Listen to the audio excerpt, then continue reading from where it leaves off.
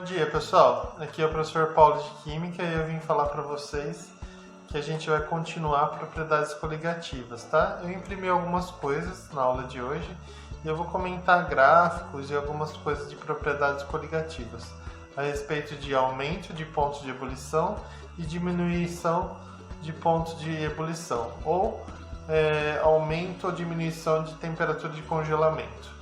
Belezinha? Eu vou virar a câmera e a gente já vai começar a falar sobre esse assunto. Vamos lá, gente. Então, deixa eu arrumar aqui. A gente vai falar um pouquinho sobre aumento de temperatura de ebulição. Quando a gente faz uma solução, a gente pode adicionar um soluto não volátil, tá? E aí, quando a gente adiciona um soluto não volátil, por exemplo, eu tenho água, que é um solvente, e sal de cozinha, que é um soluto. Quando eu adiciono sal de cozinha na água, o que acontece com a temperatura de ebulição? A temperatura de ebulição vai aumentar. Minha caneta não está funcionando. Trocando de caneta.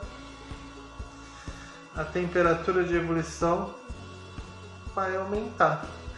Então, se eu tenho minha temperatura de ebulição, ela aumenta, tá? Temperatura de ebulição aumenta com o aumento de soluto. Então, quanto mais sal eu coloco na água, maior vai ser minha temperatura de ebulição. Então, exemplificando, se eu tenho a temperatura de ebulição da água, as pressões normais de temperatura, 100 graus, se eu adiciono sal, por exemplo, eu tenho uma temperatura de ebulição dessa solução de sal, vamos colocar aqui a solução,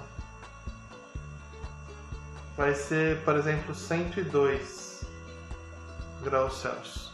Eu aumento em 2 graus a temperatura. 2 graus é pouco? Depende.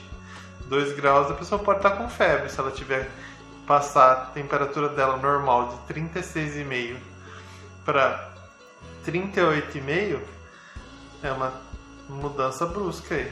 Ela tá com febre já.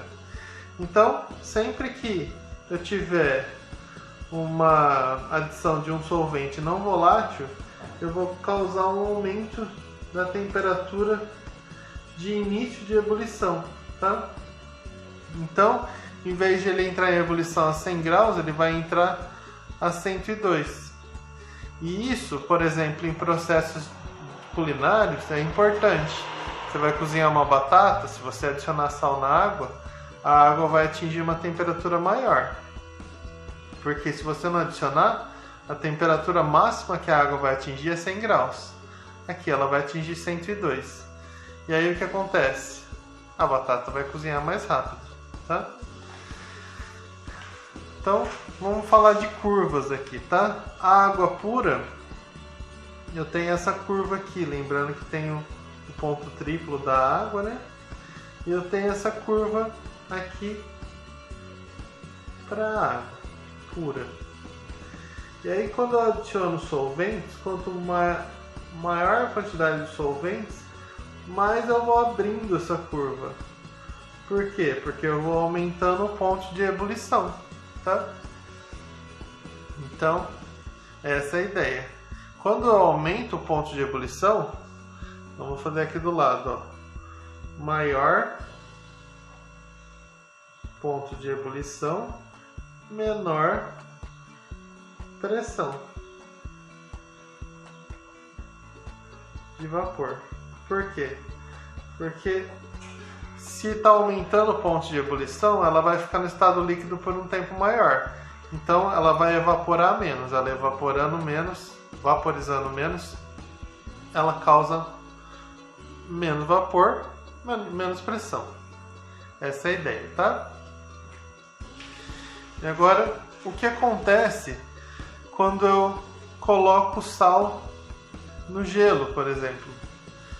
Quando eu coloco sal na água, no gelo não, quando eu coloco sal na água, ela em vez de ela congelar a 0 graus, por quê? Porque o ponto de solidificação da água é 0 grau, tá? Então ela começa a congelar a 0 grau. Aí ela congela, e aí depois que congelou tudo, ela vai baixando a temperatura. Se eu adiciono sal, por exemplo, o ponto de solidificação dessa solução de água e sal não vai ser mais 0 grau, vai ser tipo menos 3 graus, tá? Ou seja, dá uma diferença para baixo. No ponto de ebulição dá uma diferença para cima e no ponto de congelamento dá uma diferença para baixo, tá? E isso é interessante porque eu consigo atingir no estado líquido temperaturas menores. Isso é chamado de efeito, esse efeito que acontece é chamado de efeito crioscópico, tá? A solidificação ela diminui a temperatura de solidificação da solução. E aí, pessoal, isso explica por que quando faz churrasco, você quer gelar mais rápido a bebida, as pessoas colocam sal no gelo. Por quê? Você tem um efeito crioscópico, você abaixa essa temperatura de congelamento e a água vai ficar líquida numa temperatura mais baixa. Ela ficando líquida, ela tem uma maior superfície de contato com a latinha da Coca-Cola, por exemplo, ou do Guaraná, ou o que seja. E aí ela vai gelar mais rapidamente a bebida. Então, essa ideia de colocar sal no gelo na hora de que vocês forem fazer um churrasco, enfim, você potencializa o resfriamento das bebidas. Elas vão ficar geladas muito mais rápido, tá? Então, tá falando aqui, ó, o abaixamento da temperatura de solidificação do solvente da solução também é consequência direta das alterações que acontecem no diagrama de fases, naqueles gráficos, tá? O gráfico vai expandir.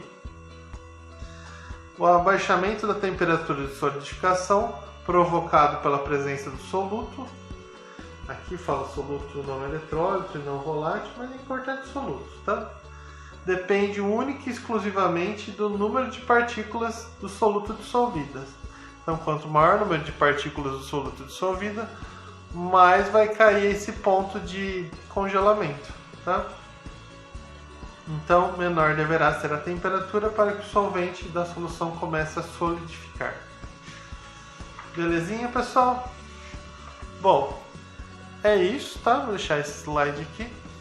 E na próxima aula a gente vai falar um pouquinho mais desse efeito crioscópico, aplicações dele, e a gente vai trabalhar durante esse trimestre bastante aí propriedades coligativas. Belezinha, pessoal? Um abraço a todos, qualquer dúvida é só chamar e bons estudos!